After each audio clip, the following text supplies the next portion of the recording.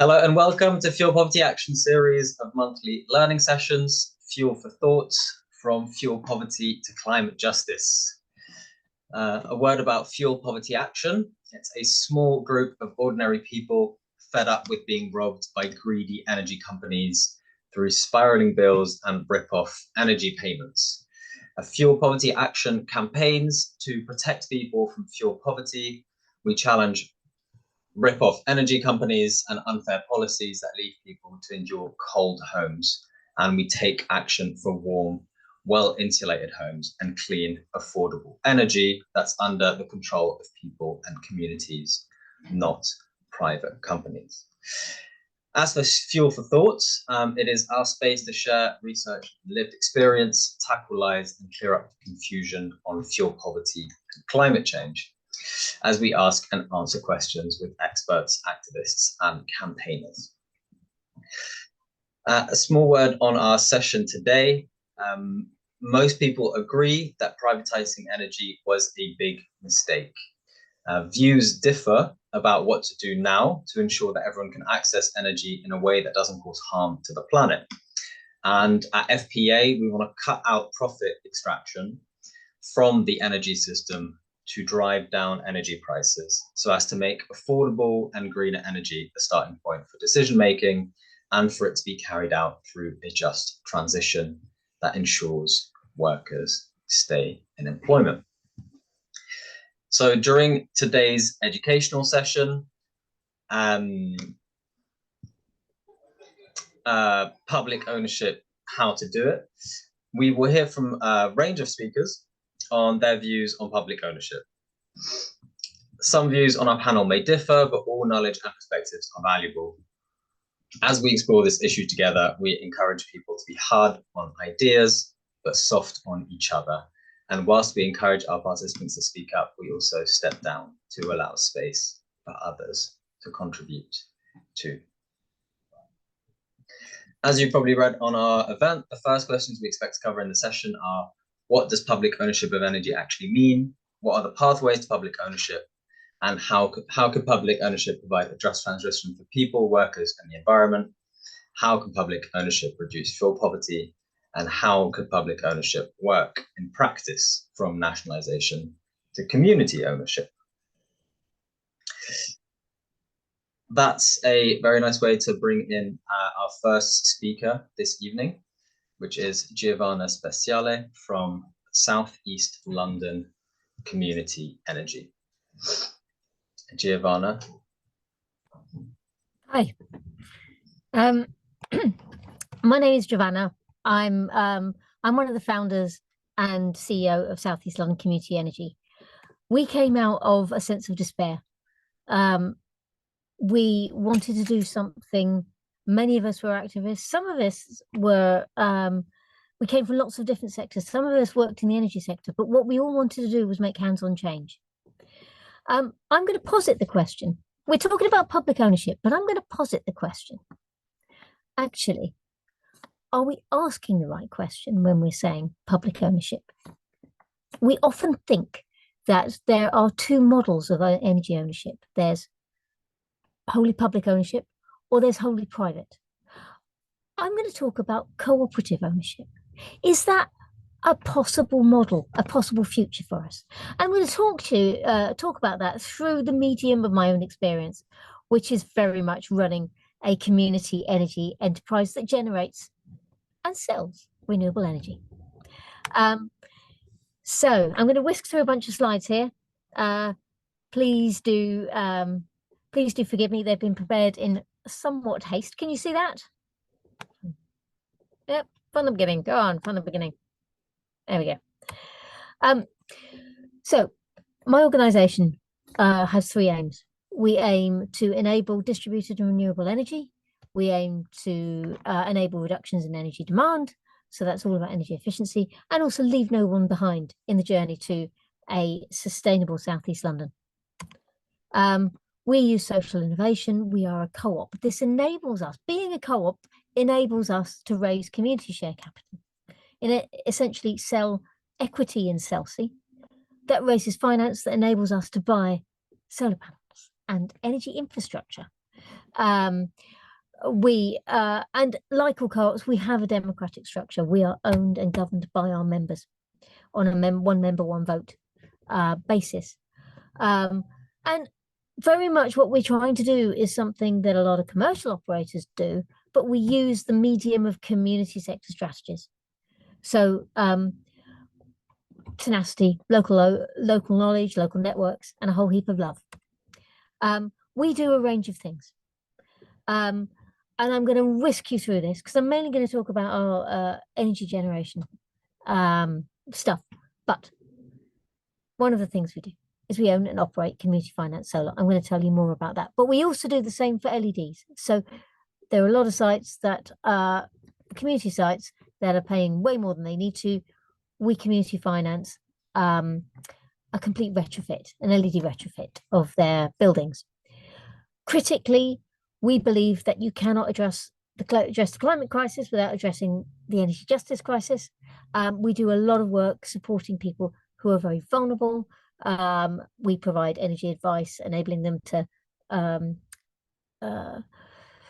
access the best deals, get all the grants and discounts to which they're entitled to, and fight with their energy company and their landlord.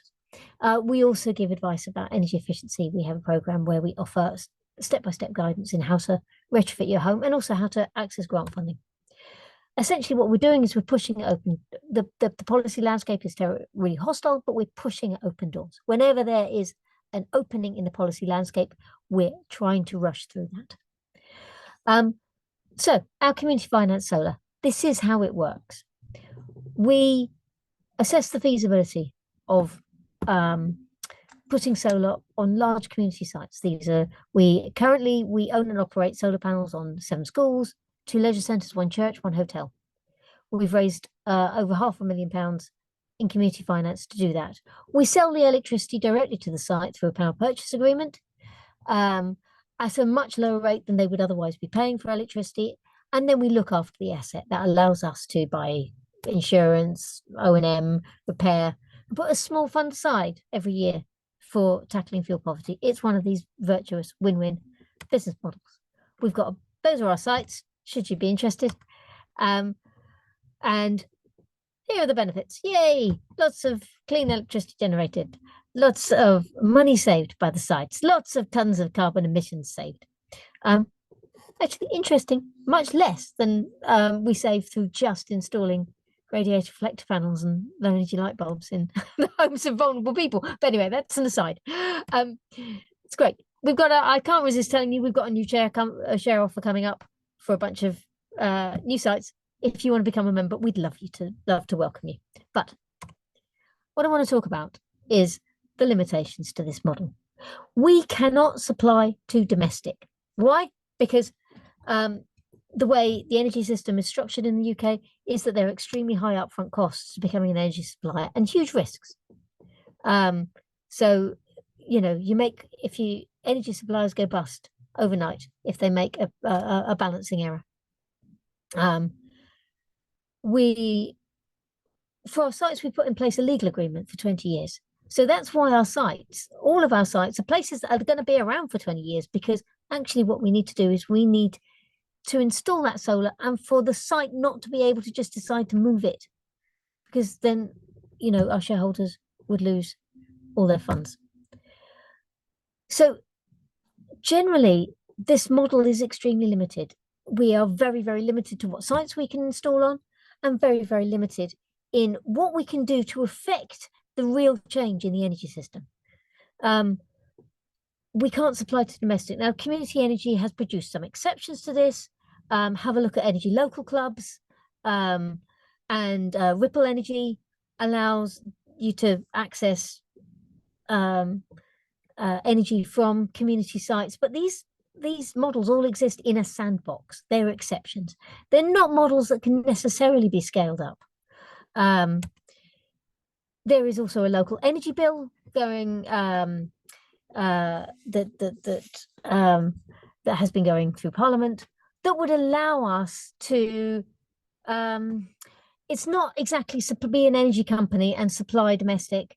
It would allow us to export electricity on fair terms, and electricity suppliers would need to buy our electricity on fair terms, and we would de facto be supplying domestic. But it's quite limited. Do I think this is the answer? Do I think this is a game changer? Maybe a little bit. It's for those energy nerds out there. This what we're talking about here is a sleeving arrangement. So here's the issue.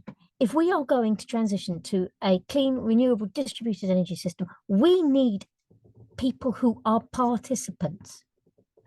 We need people who are willing to install generation on their roof, who are willing to wrap up. Okay. Give you two more minutes. Who are willing to install generation on their roof, who are willing to adapt their energy demands to the peaks and flows in the yield of renewables. In Europe, they do it very differently. There are energy cooperatives in Germany and Denmark, for example, where people can come together to own renewable assets and sell it to themselves. What you get is that you get something called a prosumer. A prosumer is somebody who essentially is that active participant in the energy system. So what I would like to suggest is, could an energy cooperative be a better model of ownership in the UK? So it's not public, it's not private, but a set of democratically owned cooperatives. Okay, that's it. Thank you. Thank you so much for that. Packing so much in such a short amount of time. The slides were brilliant. I'm going to come to Josh Berlyne, who's an organizer for Unite the Union, and is going to be talking to us about Unite's research on public ownership. Brilliant. Thanks, Amal. Hi, everyone. Yeah, as Amal says, I'm Josh Berlyne and work as an organizer for Unite the Union. I'm not a researcher, but I am going to be talking through Unite's research on public ownership of energy. Unite's one of the biggest unions in the UK. For those that don't know, it's the main union, the biggest union in the private sector, and particularly relevant to today, we organise workers throughout the energy supply chain, right from North Sea oil and gas workers through to the workers in energy retailer call centres, for example. And just a bit more context, since Sharon Graham was elected as General Secretary of Unite, the union's put increased resource into investigative research and also into political and community organising, with the vision of building basically working class power so that we can challenge the rigged economy, including the energy system. And that's my role. I work in the Unite for a Workers Economy team, trying to turn this kind of research into action. So the report I'm going to talk about is called Renationalising Energy Costs and Savings. I'll pop a link to it in the chat once I've finished. And it outlines our case for bringing energy back into public hands. I'll kind of whiz through it, and it'd be really good to get into some discussion of it at the end. So we see three major benefits to bringing energy back into public ownership. For us, public ownership is the answer, is the strategy that's best to pursue. And the three major benefits are: number one, ending sky-high prices that are being driven by rampant profiteering. Number two, securing energy supply in an increasingly uncertain international system. And number three, enabling a worker-led or worker-centered just transition. And this is underpinned by detailed research that was carried out by our team of economists, forensic accountants and researchers. And they had three findings, which were, first of all, that fully renationalising the UK's energy supply chain would cost around about £90 billion. Nationalisation could have saved UK consumers nearly £45 billion in 2022, which is over £1,800 per household. And using some of that saving to freeze energy prices at summer 2021 levels could have cut inflation by at least 4.1%. So in short, our view is that the UK energy system is riddled throughout with profiteering and failed market regulation. There's huge costs to continuing to leave this critical infrastructure in the hands of profiteers, and bringing the energy system back into public ownership is possible, both legally and economically, and it would also pay for itself within a matter of years. When we talk about the energy supply chain, what are we talking about? So there are 4 key sectors in the energy supply chain. North Sea oil and gas, the UK energy supply chain I'm talking about. There's North Sea oil and gas, there's electricity generation, there's gas and electricity transmission and distribution networks, and there's energy suppliers or retail. Unite has members in every sector of this supply chain.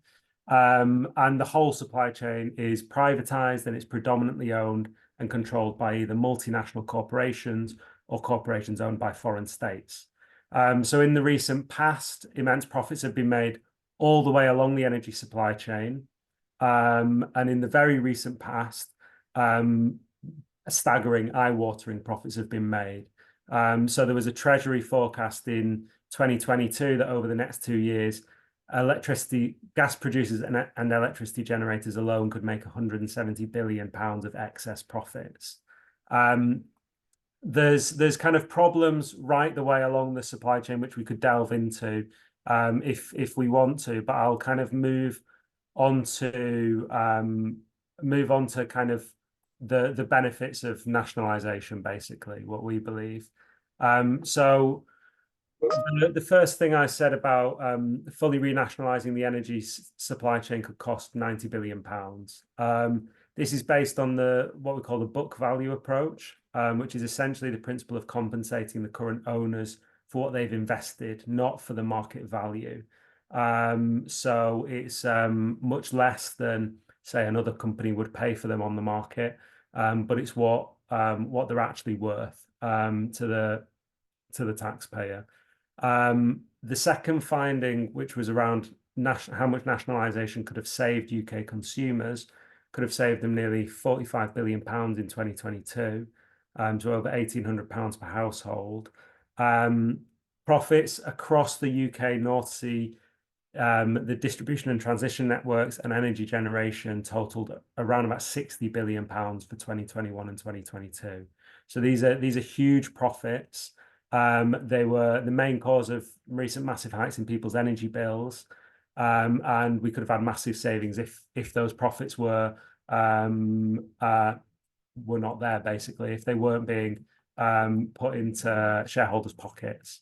And then the third key finding of the research was that using some of the £45 billion saving to freeze energy prices at summer 2021 levels, we could have cut inflation by at least 4.1%. So a nationalised system could have used some of the profits to freeze prices at summer 2021 levels.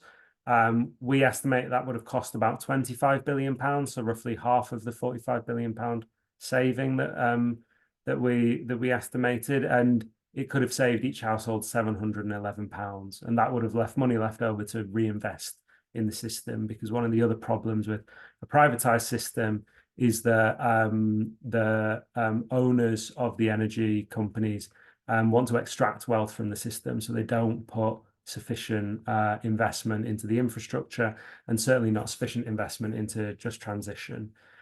Just very quickly, I know I've not got much time left, but just to answer the question of why nationalisation rather than something else, there's a few alternatives that to nationalisation that have been floated, like in the public sphere, such as setting up public companies in certain sectors of the energy supply chain, which is a proposal from Labour, improving regulation, or a third, using taxation to limit energy company profits. The problem is that these alternatives run up against a few fundamental problems. The first is that they'll have minimal impact on distortions in pricing and profit across the whole supply chain. There are profits throughout the energy, there are problems throughout the energy system, and you can only tackle it by tackling the whole energy system.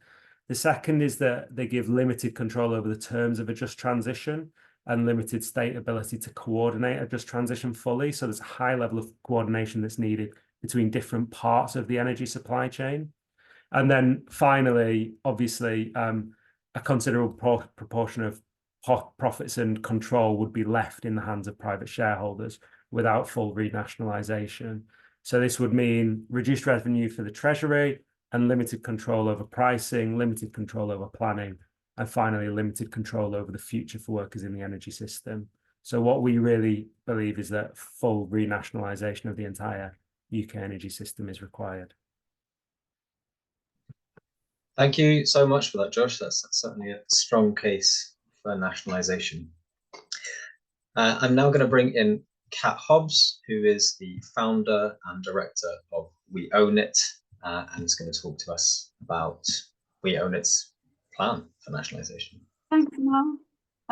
Great to be here with you all. And when I first came across fuel poverty action some years ago now, it was relevant, and now it's like super relevant. So yeah, really great to be part of the discussion.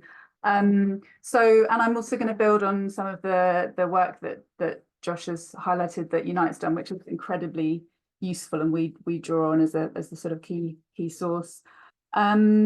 So we own it. We exist because privatization in general has failed. It's an extreme ideological experiment. We believe in a mixed economy. Private companies can do some things, but people in the UK want public ownership of energy and also of, you know, water, buses, the railway, the Royal Mail, the NHS, care, and all public services. 66% of us think that energy should be in public hands, including 62% of Conservative voters. So this should be a no-brainer. Josh has already talked about some of the benefits. I'm going to jump straight to a sort of 5-point plan from our perspective to deal with the privatization at different levels of the energy system. And I'm going to go the other way around, so starting from the consumer or the citizen and the household. So number one, what we would do is to buy back British Gas, the company that used to belong to all of us before it was privatised by Margaret Thatcher in 1986. And, you know, British Gas last year increased its profits by 889%. Meanwhile, we've had more than 2 million people cut off from gas and electricity this winter. It's just a completely unacceptable situation. And I think what's really important to understand is that the way we do things in the UK, where we think that only private companies can provide the retail side of energy, is just not normal worldwide. So in France, they also had rising gas prices, but France used state-owned EDF to keep people's bills low. And so not just France, but Germany, Italy, and the US, most people buy their energy from a publicly owned company. So that's retail. And obviously, you know, we could use a publicly owned British Gas to insulate people's houses, to have progressive pricing so that bills are fair. And the cost of buying that British Gas would be around £1 billion, which is really very little indeed. Compare that to the 6.5 billion that the government spent propping up Bulb, the energy retail company that collapsed fairly recently, leaving 1.7 million customers stranded. The government propped up Bulb, and then returned it back to the private sector. Why can't we use a tiny bit of that money just to buy back British Gas? Why not all of the energy retail companies? Well, you could do, and the TUC says that would cost 2.85 billion. A very good idea. We would argue, you know, if you start with British Gas as a symbolic company that we should all own, probably people are going to switch to it anyway if it's providing a good deal. So that's just one way of doing it. Secondly, we would buy back the regional distribution companies. You know, for example, if you're in the Northeast, the company that brings the energy to your home is owned by benefiting Warren Buffett, the US billionaire. If you're in London, that company is benefiting a Hong Kong billionaire, Li Ka-shing. So you've got shareholders from around the world profiting from the companies that distribute the energy to homes and businesses. And we need to take these back. And then they could work in partnership with the kind of organizations that Giovanna was talking about. So you could have public community partnerships to encourage local renewable energy growth. And they could be democratically accountable. So you could have, you know, on the boards of these organizations, citizens, households, workers, community groups, local government, holding those boards to account, and then working with cooperatives, which are also, I believe, an excellent solution. But of course, cooperatives are different from public ownership, and they are owned by the people who own the shares in the co-op. So depending what model you use. So I think why not have a really productive partnership there? Thirdly, we would buy back the national grid. So the UK is the only country in Europe, apart from Portugal, which has a completely privatised electricity grid. And actually what the government is doing right now, this Conservative government, is already buying back a little bit of national grid to have a kind of planning function that is publicly owned, because it recognises, even this government recognises, that you can't do the planning you need to do for net zero with a totally privatised national grid. So they're creating a future system operator. They are quietly passing legislation, they're compensating shareholders, which proves that it can be done. You can do this, you can nationalise bits of the energy system, and our government is doing that. They're just not talking about it. And you know, the grid needs huge amounts of investment for net zero, but at the moment we're in a situation where shareholders, you know, over the past 5 years have had 9 billion in dividends and share buyback schemes. That sort of money could be invested into the grid to speed up the transition to net zero. Fourthly, we need a new renewable generation company. So the UK is lagging behind other countries which already have this, and a lot of the wind power around our coast is actually being driven by publicly owned companies from other countries, so Norway and Denmark. Why can't we have a renewable generation company where the profits are coming back to this country, where the jobs are being created here? And of course, the Labour Party, as I'm sure people will know, has promised us Great British Energy to deliver this, which is good, but they're sort of scaling back their ambition almost by the day. We need serious investment in that company to make it rival some of the others that are around Europe and have built up over time. And then, of course, we need proper tax on oil and gas so that we can be phasing them out, getting as much money as possible, and using that to drive the transition. So I think the relevant comparison here is Norway. They've had a really high tax on their oil and gas, and they've invested in hydropower. Now that's powering the country's energy, and they've also used their oil wealth to set up Statoil, which is now Equinor. And what they've also done is created a sovereign wealth fund, which supported people's bills in the recent crisis. So that's the sort of long-term thinking we should be doing. But ultimately, we also need to be planning to just leave it in the ground. So a fast transition, claw as much back of the profits from these companies as possible. Energy is not a normal consumer product. If anyone owns the sun, the wind, the water, then all of us should, and we should all be benefiting from it. Thank you. Thank you very much for that, Kat. Brilliant to have you with us. I'm going to bring in Jack from Climate Vanguard, who's going to talk a little bit more pointedly about the case for nationalisation, or public ownership, and the climate, as the name of the think tank suggests. Great. Can you see my screen? Yes, sweet.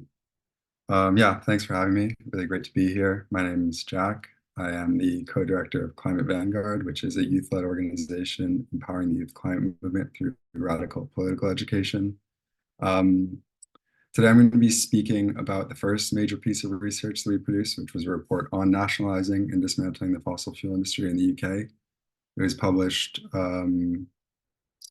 back in 2023, and at the time it was picked up by a student movement called End Fossil, who are occupying schools and universities to demand the end of the fossil economy. First, just to provide a little bit more context as to what I will be speaking about, I'll largely be presenting the climate case for public energy ownership, and more specifically, if phasing out fossil fuels and phasing in renewable energy are two sides of the same energy transition coin. I'm going to be focusing particularly on the necessity of public ownership for the phasing out part, so for phasing out fossil fuels. But it's important to recognize that both of these aspects are part of the same transition, and both should be executed in public hands. I'll Although I know everyone in the room is aware, I think it's important just to begin by acknowledging that we're in a climate crisis. So we're currently at 1.2 degrees heating above pre-industrial levels. We're on track to cross 1.5 by 2032, 2 degrees by 2052, and 3.2 degrees by 2100. And since fossil fuels account for 89% of planet heating emissions, the pressing question becomes how fast do we need to phase out fossil fuels to limit heating to 1.5 C, which is a really critical climate threshold. Well, on this, the best available research suggests that countries who have historically emitted the most and who have the largest capacity to effectuate a rapid transition, which includes the UK, need to phase out fossil fuel production by 2031. But all this is really just to say that fossil fuel production needs to be phased out as quickly as possible. Now, I guess with this sort of urgency established, the question arises, how can we possibly do it? I particularly want to highlight 3 points that make the case that state control over the fossil fuel industry is the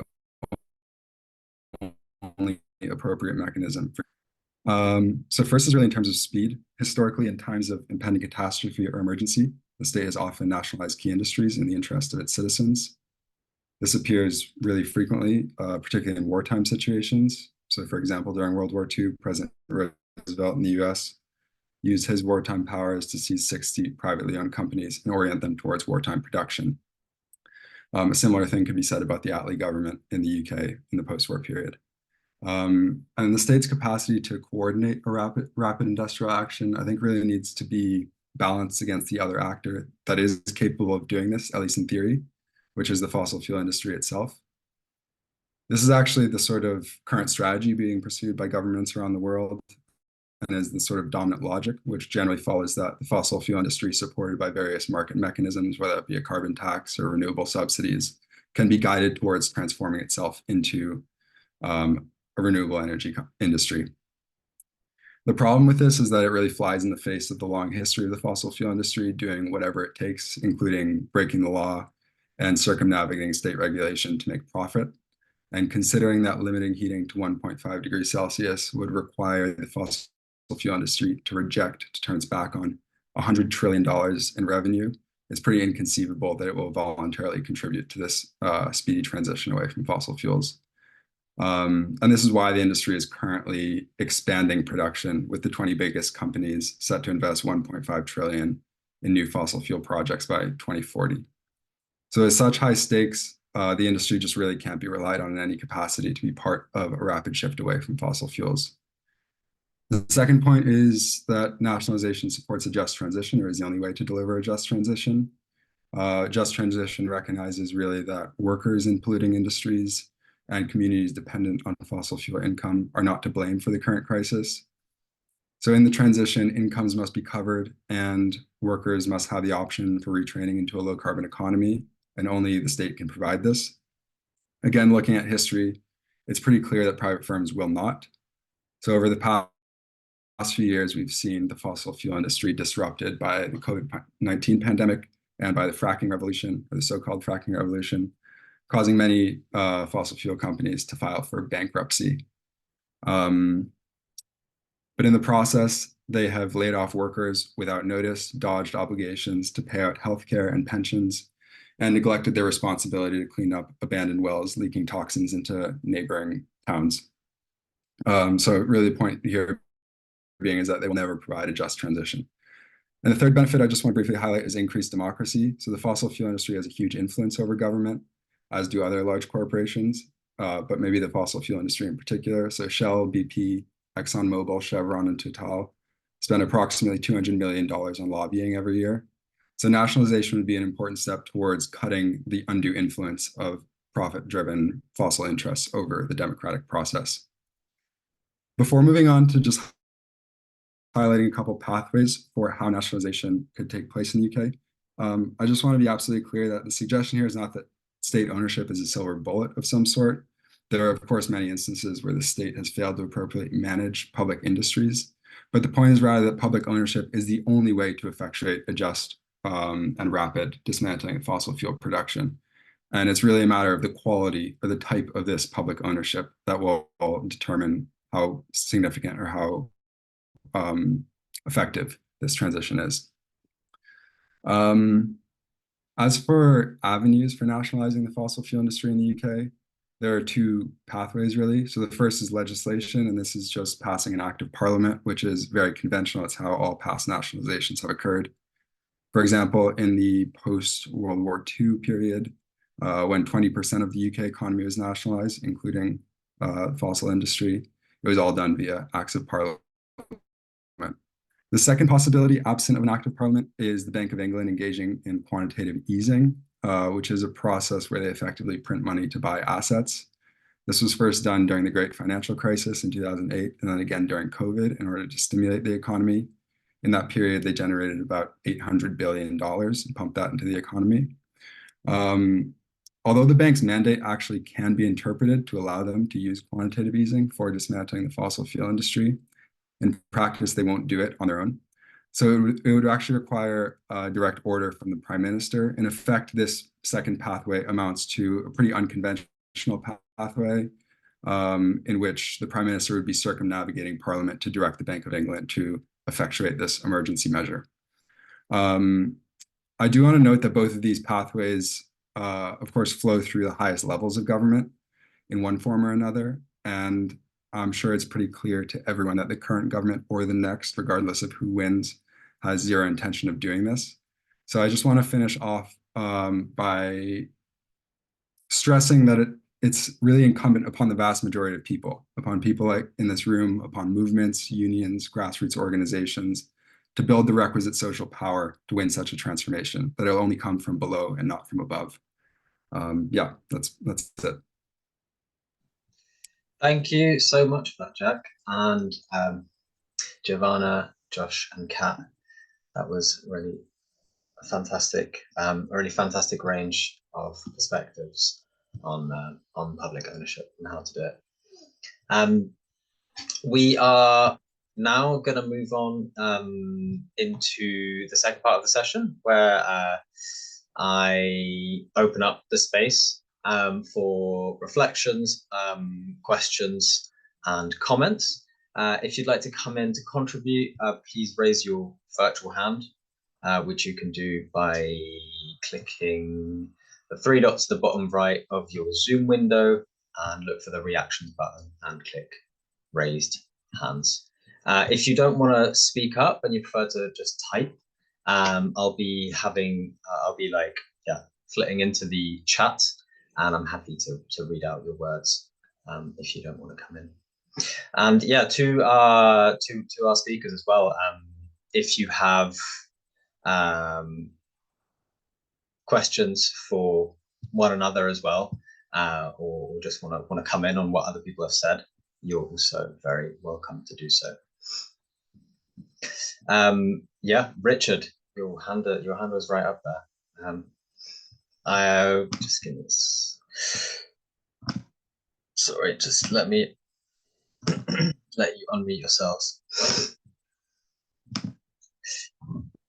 Hey, good evening. I really do feel that we'll have to get energy back into public ownership soon, because more and more of the country is suffering financially, and our government seem to not care. My parents have been hit with a huge tax bill recently. Until last year, I was living in a care home that nickel and dimed me, and on the whole, I feel we need to work harder and faster towards a country that works for everyone.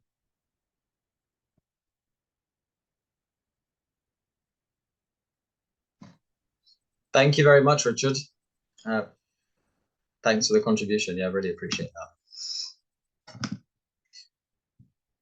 that. I noticed some questions in the chat coming from, we got another hand from Tony first. Tony, welcome. Hello. Can you hear me okay? Very well, thank you. Yeah, right. I think we, regarding the small measures, and I think the person who raised that spoke on that, co-ops and stuff, really admitted it didn't work. because we need a huge change. You know, the crisis we're going through, the cost of living crisis, the climate crisis is unprecedented. Well, I think most people here would accept that. So tinkering around with the problem ain't going to work. When you think about the nationalisation of industries after the Second World War, well, it was on the back of the war. It was the back of the 1920s and 30s and all that poverty. And yet they could come out of that very radically to transform people's lives, actually, through a nationalisation. I think my generation's lives was transformed. We came out of 40s and 50s, you know, and it wasn't to do with the right to buy, which, you know, was a blackmail really on people to say, look, you know, you either grab this or you do, or you're going to be lumbered somewhere else, but at the stake of someone else suffering, actually. And I've done a whole load of research myself. I've done a book on public ownership of the building industry and related areas, which you can't separate fuel from housing. It goes together. You can't have one without the other. So I go further and say we need a public ownership of housing as well. Or we should begin to do that. Because if you did read my book, you'll see the evidence of contract rigging, wholesale, all the big companies. And the building industry is 1.5 million people working it. Is possibly the largest industry in the country. The most exploitative. Over 50% of the workers employed through agencies who rip off their workers. And that's spread to other industries now. And it's used to keep people down against unionisation because they're frightened of losing their job because they're not in a secure job anyway.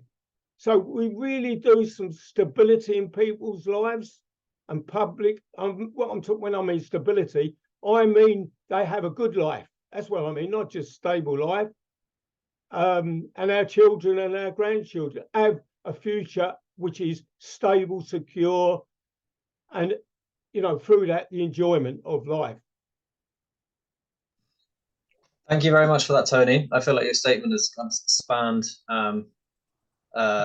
the range of our speakers here. Would someone like to come in on something Tony said? Yes, Kat. Thanks. Yeah, I mean, I obviously fully agree. And I think, you know, one of the things that we try to highlight at We Own It is all the ways in which we need public services for our quality of life. We need all of the range of things that they provide. And they've obviously been desperately underfunded now for 14 years. And that's having a huge impact on everybody's quality of life.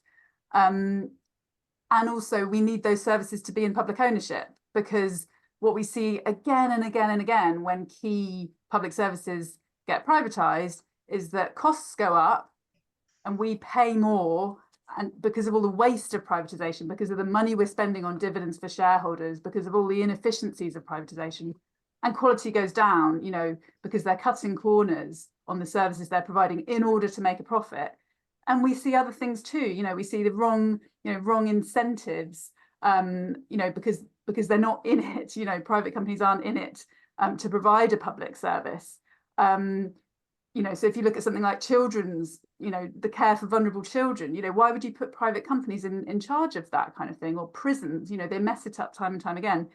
And at the end of the day, these aren't things that are appropriate to have a market in.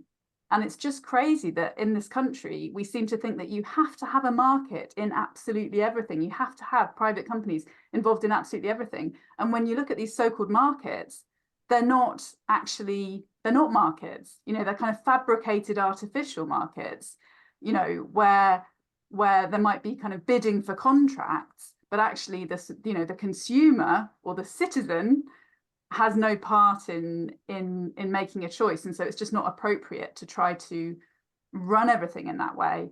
And the damage that has been done is really dreadful.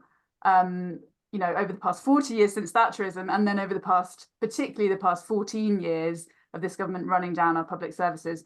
And I just want to say, because obviously people in this room are really active, and it's great to see people being so active. We have a weekly webinar on a Thursday lunchtime, just half an hour, 12:30 till 1. So if people want to sign up for that, I'll just put our newsletter link in the chat, because what we're doing is campaigning on key areas where we think we can make a difference, even despite this government and the sometimes bleak political situation. Thank you, Kat. And if it's okay, I will also put that link in our follow-up email to this session. Josh, you wanted to come in? Yeah, Kat said a lot of the things that I was going to say, but I wanted to build on one other thing that Tony said, which was the relation of energy to other industries as well. So when we're talking about a just transition, it's not a just transition in energy itself, but the steel industry is a great example, very current example at the moment. It's the most carbon intensive industry in the UK. It's a foundation industry, and right now huge numbers of jobs are being slashed supposedly in the name of transition to renewable energy. There's about 2,800 jobs on the line in Port Talbot and Llanwern, and there will be most likely more jobs on the line up in Scunthorpe and elsewhere in the UK over the next few years. There's lots of reasons for decimation in the steel industry and why the steel industry in the UK is in decline. But one of them is energy prices. Steel is extremely energy intensive, and with energy prices going through the roof recently, the costs for the steel industry have gone up an eye-watering amount, particularly in comparison to other countries' steel industries where they have, say, part-state ownership of energy, and prices are lower. So there's energy is foundational to the rest of the economy as well. And that's a really kind of critical thing to remember. I think the other thing to say is on the question of the just transition, the just bit of it rather than the transition bit of it. Like, I think as kind of corporate greenwashing starts to really ramp up, we will see bosses, shareholders using the environment as an excuse to attack workers' rights and conditions and slash jobs. And I think it's really critical that is pushed back on. The transition at any cost is not actually a good thing, not least because it will create massive amounts of division and drive a backlash against environmental policies. So it's really important that transitions are led by the communities affected, and in my view, most importantly, the workers in that industry as well, because they are the ones that are they know the industry best, first and foremost, and second of all, are going to be affected most by any transition. Thank you, Josh. Ruth, you wanted to come in? Yeah, I'm going to be a little bit devil's advocate, but also just trying to probe a bit deeper into what people envisage happening. I did have some questions for G, but I think the first ones are really for Kat and Unite.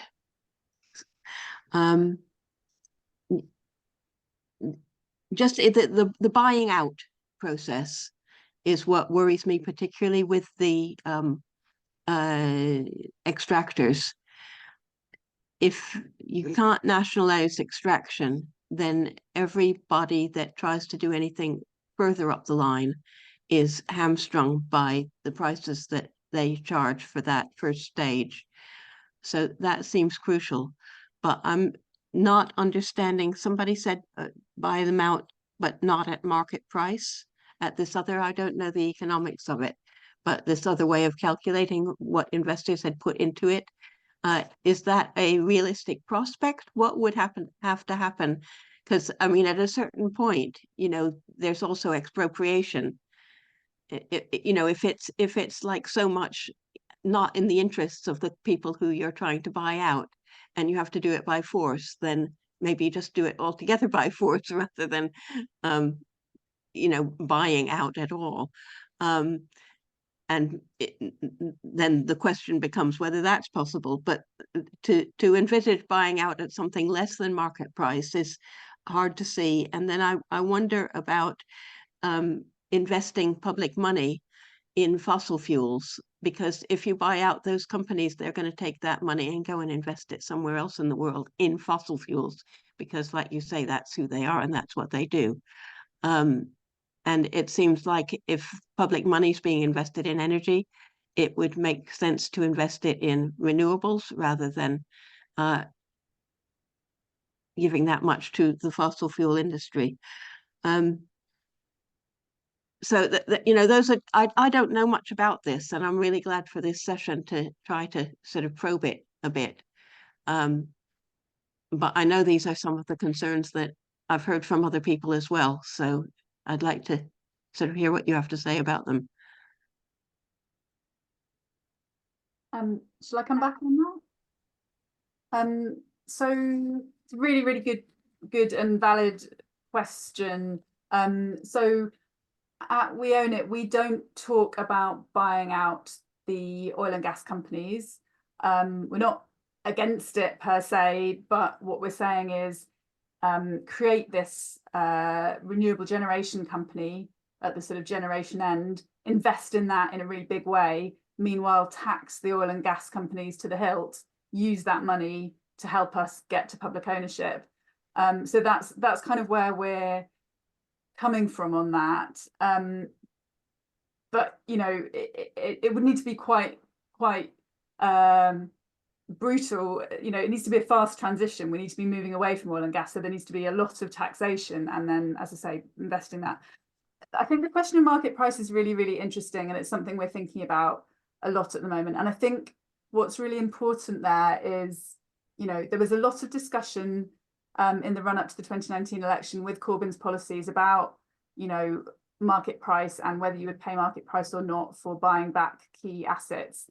And I think there is a really important argument to be made across lots of key assets, thinking about water companies as well, for example, that should obviously be in public ownership. Ultimately, I think we need to be making the case that even if you do end up paying something more like market price, this is still a good deal for the public in the long term. And maybe if that's what we end up having to do, that's just an unfortunate reality. It's still a good investment, because otherwise, we're going to be suffering from this system that we have no control over, where the dividends are flowing out indefinitely. And so I think we need to be making the case, for people who want that public ownership of these key assets for the country, that, yes, let's try to understand that there are lots of reasons why we could pay less than market price. However, it's still a good investment. And let's not get too hung up about it. There are ways of doing it. There's a negotiation process. That's what's happening with National Grid at the moment, the bit of it that the government is buying out. There is that process around it with the shareholders, same as you had with Railtrack, and that process will happen. And at the end of the day, we need it. We need those key assets in public hands so that we can control them and get profits coming back into the system for the people, not for a handful of shareholders. Go for it, Josh. Yeah. Hear from Unite on it. Yes, yeah, I'm from Unite. Kat's answered a lot of it, but I think we've got a slightly different view at Unite. So just quickly on the book value versus market value. Book value is about valuing the amount of investment the shareholders have put in, rather than what the market would value, which is expected profits. So book value is looking at the actual the value of the assets of the company, rather than what the market thinks the company will be making in terms of profit. There's a reason that we think this is important, aside from it being cheaper, which is that the UK government has effectively been giving energy companies licenses to print money because of basically it's because of failed policy that these companies and their energy concessions have sky high profits and therefore sky high market values. So their market values is a product of a broken system. In terms of, is it possible? I mean, I don't know whether expropriation would be possible, but book value definitely would be. There's nothing in legislation which sets out how much the state, the Treasury has to pay for a company when it's being nationalised. Nationalisation, as Jack explained, can happen and historically has happened just through an act of Parliament. To give one example, the Northern Rock during the financial crisis was nationalised without compensation to the shareholders. I mean, it wasn't worth very much, but nonetheless, shares were worth about 90p, but shareholders were given nothing. And that was challenged through the courts, and no doubt the fossil fuel industry would throw just as much, if not more, money at challenging nationalisation than the banks. But those challenges were struck down. The European Court of Human Rights ruled that legitimate objectives in the public interest, such as pursuing measures in terms of economic reform or measures designed to achieve greater social justice, may call for less than reimbursement of the full market value. So there's some precedent in law as well, which means that you can buy these companies at less than market value. Thanks for that, Josh. Just building on that, before we move on, just a question from Jonathan popped into the chat asking, can more powerful regulation and windfall taxes be used first to bring market value down to book value? I don't know, but potentially Kat might know more about that. Yeah. Yeah, I mean, this is something we've been thinking about in the context of water more, just, you know, with Thames Water on the point of collapse and all of the sewage in our rivers and seas. And I think there's definitely, so I've kind of got that in my head for water, but I think a lot of it is applicable. You know, we need to force companies that are in charge of these vital assets to do what they should be doing anyway and protect the environment, for example. And if you do force those companies to do that, then of course that eats into their profits because they are benefiting from lax regulation, sometimes no regulation. So yes, you know, make them follow the law, be more stringent. You know, in the case of water companies, stop them from spewing sewage into rivers and seas hundreds and thousands of times over the course of a year. And then see what that does to their bottom line, and then, you know, they'll be worth less to shareholders, and then that creates a nice pathway to more affordable public ownership. Thank you. Any more on this question before we move on? Yep, Jack. Yeah, just circling back to what Ruth was saying before, and related to what Kat's response. I think from our perspective, like taxation from the climate angle, just having really strict taxation isn't as as strong as certainly nationalization, because the goal is, if you create a very hostile environment for fossil fuel companies in the UK, there's a risk that they just relocate elsewhere, as Shell did from, you know, headquartered in the Netherlands to now the UK. And given this is a global crisis, the objective is to like take control of these companies and dissolve them ultimately. And as it relates to cost, I'm with Ruth's suggestion on expropriation. That's, as Josh mentioned, that's totally legal. We do have, like, there needs to be some, that's on the simple logic that those consciously investing in torching the planet shouldn't be compensated for their investment. But there is some caveat to that, in that there are quite a lot of exposure from pension funds in fossil fuels, and those should be taken care of. Like people who have, like not to their knowledge, have their pension exposed to fossil fuel companies, they shouldn't be hurt by nationalization. And so I think that's an important thing to take care of and be mindful of when you're thinking about to what degree should we be compensating owners of fossil assets. Thank you for that, Jack. I'm going to pass on to Jerry, then Marika, and then there's a few questions in the chat that I'd like to get to as well. Thanks. Can you hear me all right? Yes, thank you.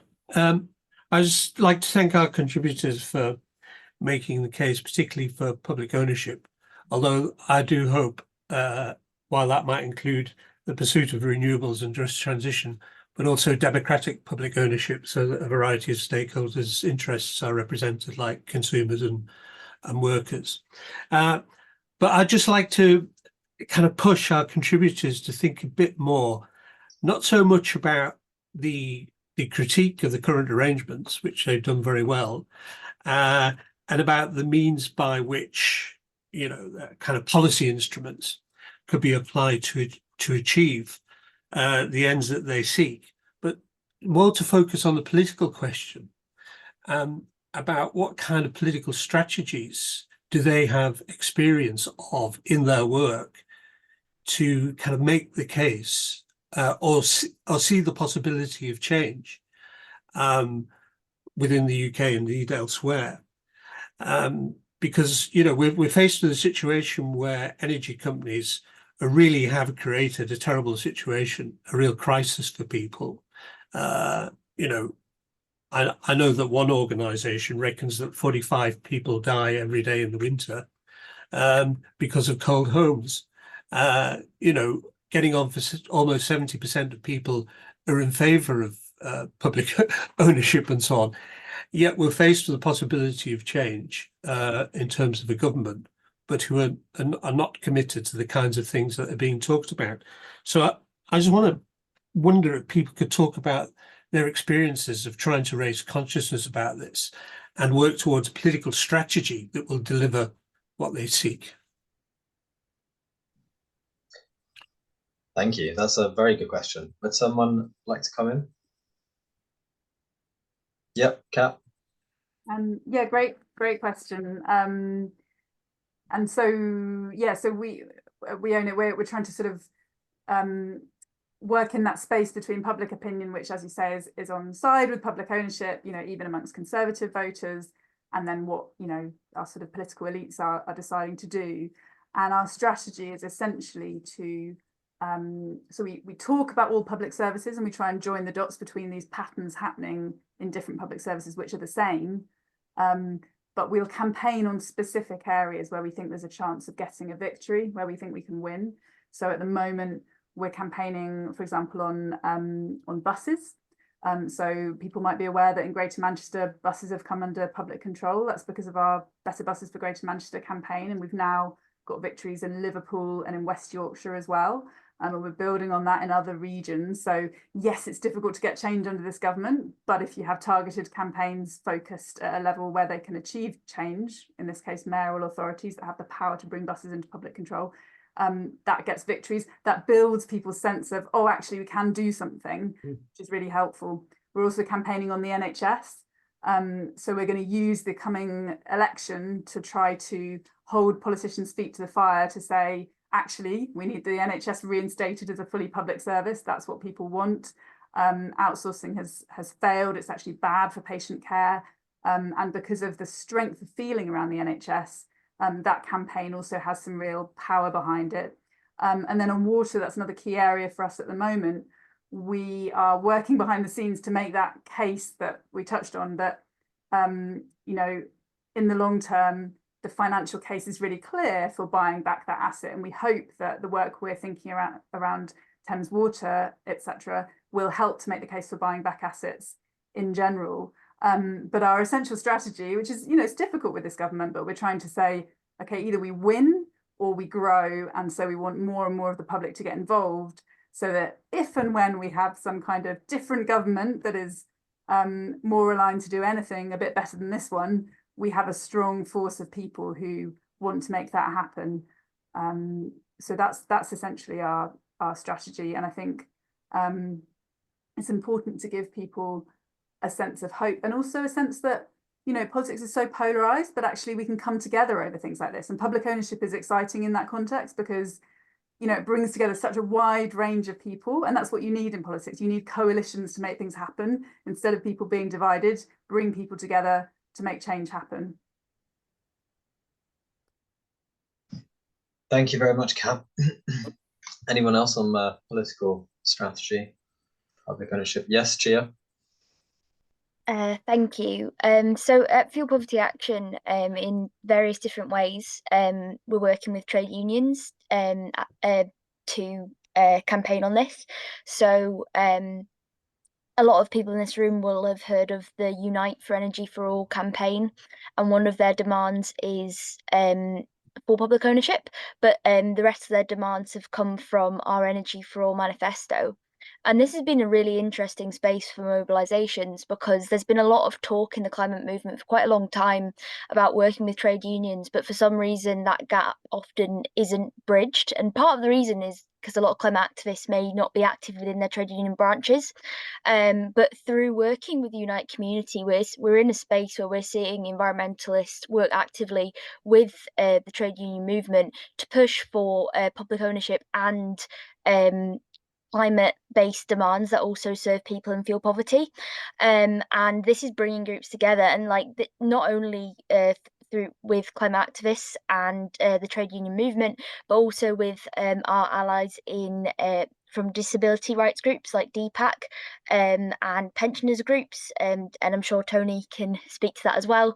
And it's a real way that through actions we're bringing people together and discussing those ideas more, and I'm really glad to see people who've been involved in those actions in this room now, where we can talk more depth about this subject.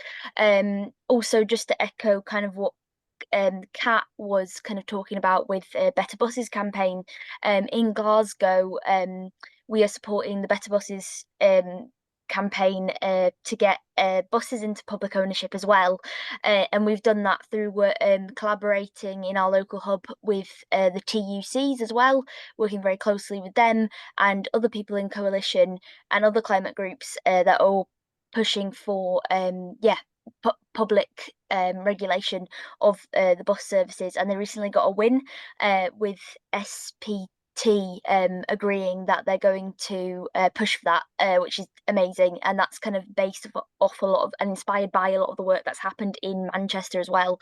And we had Dylan speaking on BBC Scotland recently about that, which is really good. Thank you very much, Gia, brilliantly representing FPA on this question. I don't see any other hands up to respond to this one, so I'm going to... Oh, Helen. There's Dylan and Marika. Right, yeah. Just on this question. I think Dylan does want to. Dylan. Oh, Dylan, you want to speak to this? Oh, sorry. Yeah. This one is this the strategy question? Yeah.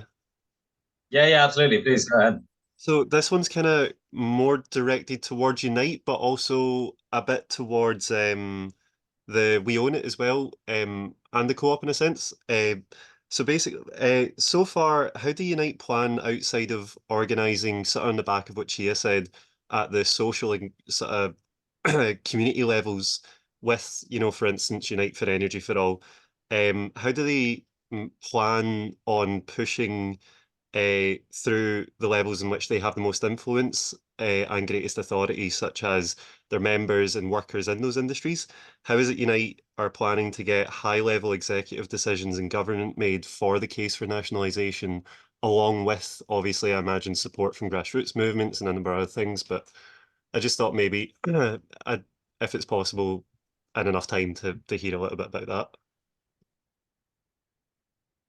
Do you want me to come back straight away? Yeah. Yes, a good question. So there's been, for the past probably year or so, conversations going on with workers in the energy, our members in the energy sector, around campaigns to renationalise energy right across the sector. The kind of campaign plans are slowly kind of coming together. The critical thing for us is that it can be dangerous to kind of start pushing half-baked plans, basically. And workers want to see, particularly when talking about transitions, want to see credible plans where they're not going to get thrown on the scrap heap. You know, I mean, to give one example, you know, retraining is often presented as a kind of a bit of a panacea for a transition. The problem is, if you're a worker in your 50s, retraining isn't really often an option. Many will have transferable skills. You know, there's a lot of construction workers, for instance, that work on oil rigs, but many won't. So there's basically the short answer, and I know it's an unsatisfying one, is that there are kind of conversations going on and plans starting to come together, but they're not ready to be kind of fully launched yet. But those conversations within the energy sector, they are happening, including up in Scotland around the North Sea oil and gas workers. So I guess watch this space. I can't say when they'll be ready, to be honest. But you're absolutely right, and that was one of the things that I was going to kind of add into this conversation, is that, at least from our perspective as a union, the kind of the ultimate power we have is through industrial action, and that not only has the ability to move employers, it has the ability to force political crises, which can create quite significant political change. The challenge is building up a level of organisation across sectors which is capable of coordinating massive action. Tony will know this from being one of the people who coordinated the only building workers strike the country's seen. It's a difficult thing to do, and you need a very high level of organisation to pull it off. Thank you, Josh. I'm going to move swiftly to Marika, who's thank you for your patience. Yeah, thank you. Yeah, my question was actually also about political strategy. So I'm excited to see that there's more people wanting to talk about that. And I guess maybe to move it along still a little bit, I really do think that we need to be thinking about building collective power, and I think part of that is definitely working with unions, and I think that what you described here was really incredible, but I think also appreciating how all of the panelists kind of come at public ownership from a different angle or a different type of public ownership. I'm curious whether they can work alongside each other, especially kind of, I guess, whether more community owned public energy can work as a way of building collective power to then nationalize the industry as a whole, if that's a viable way forward or not. That's, I guess, one of my questions, because I think that just continuing to appeal to this current government, nor the next, nor any form of government that we are likely to see from the current parties is a viable strategy. So yeah, that's one of my questions, like how can these different forms of organizing work alongside each other to build collective power? And the other one, although I appreciate this might open up an entirely new conversation, is how can we make sure that the kind of public ownership we look for also has global solidarity in mind and an internationalist angle in mind, and it's not just providing renewable energy for the UK public on the backs of many people elsewhere. Thank you. Thank you. Before we go into the answer, I do just want to bring attention to that I'm aware we have gone slightly over time. So please be quick in your answers if you can, so we can just move on. Also, maybe the final question.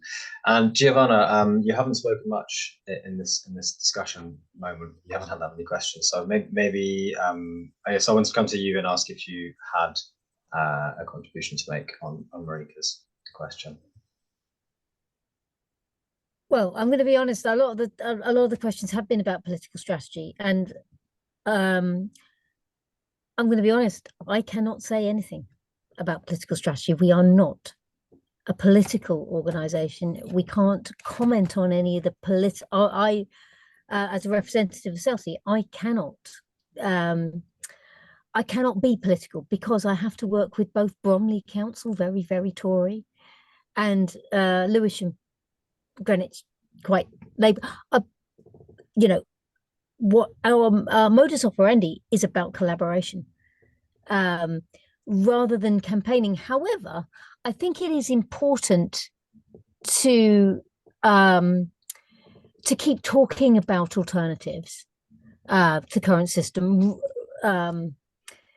in the context of, you know, nationalised. I'm very much in agreement with Kat that cooperative enterprises, democratic ownership can sit very much alongside nationalised ownership and as part of it, because I think the thing about nationalisation is that we have a broken energy system. The retail part of the energy system is the most bonkers, ridiculous thing that disadvantages those people who are least savvy. It desperately needs reform, but nationalising it doesn't respond in some ways to the needs of a renewable distributed energy system. Nationalising is only part of the solution.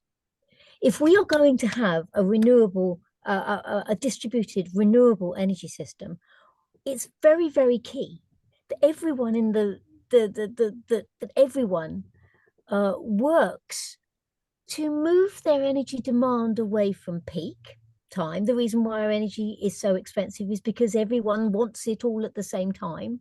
That means we need many, many more generators to cope with existing demand. If we're going to reduce the costs and reduce some of the energy injustices, we have to shift our demand away from peak. And that's something people need to do. And we also need to be finding a way of getting people to use energy when renewable energy is available, to respond to some of the intermittencies of renewable energy. In other words, we need people to insulate their homes. We need people to install renewable energy if they have the means. We need people to store energy. We need smart technologies who can respond to these signals. And that's something I think the cooperative solution is able to bring about. If you bring people together in a cooperative where they have skin in the game, where doing these things can enable them to bring their prices down, I think you've got the marriage of something really quite interesting. Public ownership with a system that is able to respond to the demands of a different kind of energy system. So that went right off topic, but yeah, I think that's worth adding to the discussion. That you know, we get public ownership, we don't necessarily get an energy system that is fit for the future. Yeah, I think that's really important. Thank you for that, and I hope that statement also fosters some beginning of collaboration with sort of bottom up, from top down and bottom up. And anyone else? Yeah, Kat, would you like to come in? Yeah, just briefly, I really agree with all of that. And I think from our perspective, you know, energy, because it's divided into different parts, it is complicated. And so what we're saying is, you know, if you look at transmission and distribution, those are natural monopolies. So there isn't really much space to have lots of different actors. So have them in public ownership, and have that public ownership be accountable to citizens, workers, communities, and sort of elected representatives. But then when you're talking about generation, and when you're talking about the retail end, there is space for lots of different actors in that. You know, you can have community and cooperative generation of energy, you can have community and cooperative retail of energy, and that can be part of the mix. And so that's why when I was going through our solutions earlier, we're saying let's have a publicly owned renewable generation company in the mix, not excluding everything else, and let's have at the retail end a publicly owned retail company, again in the mix. Doesn't mean that you can't sign up to Ecotricity or SELCE, I don't know if I'm saying it right, that, you know, Southeast London, you know, you can sign up to whatever's there, but you have a publicly owned company in the mix. But for those bits of it where there isn't any competition and it doesn't really make sense, have that in public ownership, but have a model where it's truly accountable. And we wrote a report a few years ago called When We Own It, which outlines what that model might look like. So I'll just drop that in the chat if people are interested. Thank you, Kat. Ruth, would you like to come in before Tony? Did you have something off the back of that? Yeah. It's kind of off the back of what Giovanna said, actually, about public energy is not necessarily fit for the future. One of the things I think that puts people off public energy is that those of the people who can remember public ownership have some really bad experiences with it. And that doesn't mean that the private has been better. The private has been a total disaster.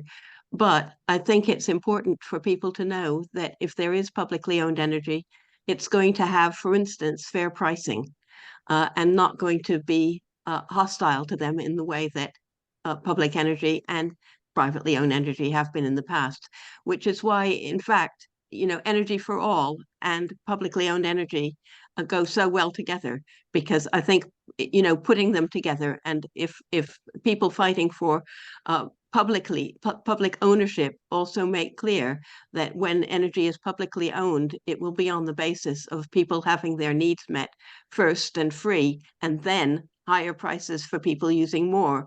I think that will bring a lot more support. Not that we're short of support for public energy, but it is a worrying thing for people, and people do need to know that it actually deals with their immediate price issues as well as longer term things and the climate.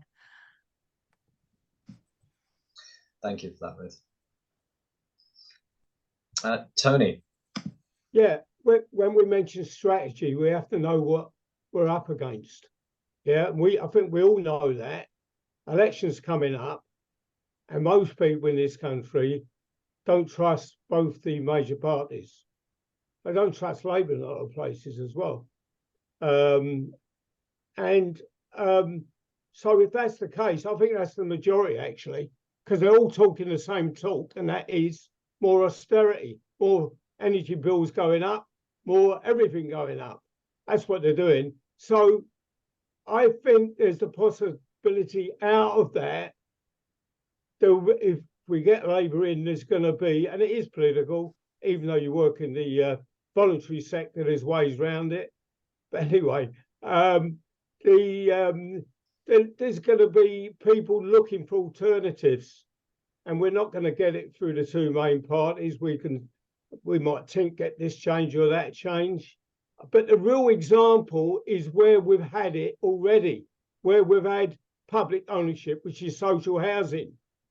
When you had the own direct labour of the local authority in the 70s and 80s, employed in mine over 1,500, in Hackney 2,000, and we never lost a penny. The government used to change the law that said we had to make a 5% return, otherwise we go bust. In Southwark, where I was the leading trade unionist there, we never failed to make that 5%. That's not true. The only time we didn't make it is when they never gave us the work. If they never give you the work, then you're not going to make a rate of return, are you? And they will seek to sabotage you. I mean, I know it's running out of time here, but the point is if we start to make progress, they were trying to sabotage you. That's the point. Contract ringing, infiltration by consultants, so-called experts are not experts at all, so they can find out information of what you're doing and then try to take it over. That's what we've had. So if they see major wholesale public ownership, they will go on to a war footing. They will. That's what they've done in the past. When we expanded DLOs, House of Time led an employers' organisation campaign against public ownership. That's what it was called. That's exactly what it was called. So be ready to counteract. Don't go sleepwalking into, it's going to change. I'm confident. I think we're going to get it. As public, as you've already said, is on our side. So, but it's, you know, anyway, sorry, I'm going on too long. Thank you for that, Tony. Giovanna, would you like to come in? If you could make it short, I would like to let people off. Just a very short point to respond to Ruth. I just wanted to clarify, I'm not saying public ownership is not an excellent solution, and certainly where there are natural monopolies, and certainly for the retail end of the market. Crazy situation. My only point was that it's not necessarily a panacea. I was agreeing with you. Right.